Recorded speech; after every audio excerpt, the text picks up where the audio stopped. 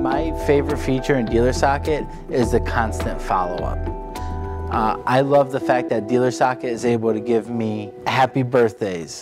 They're able to give me day after follow-up. They're able to give me CSI after I sold the card, remind you to call your customer for the CSI. Just to follow up if they don't buy a car, day 1, day 3, day 5, day 7.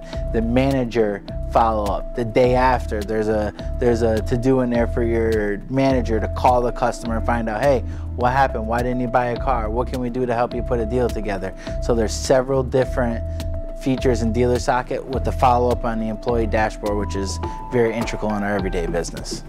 Dealer Socket has improved our processes in the dealership because the #1 thing that we focus on every day when we come to work is our follow-up with the customers. Because we know every day we can't sit at the front door and wait for the so-called up bus to come in. So Dealer Socket has helped us monitor our staff with their follow-up. Hey, why haven't you called your customer? Do you need to call your customer? I called your customer.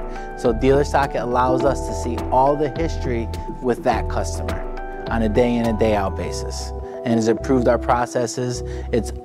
Our phone call numbers are through the roof, and Dealer Socket helps us do all those things.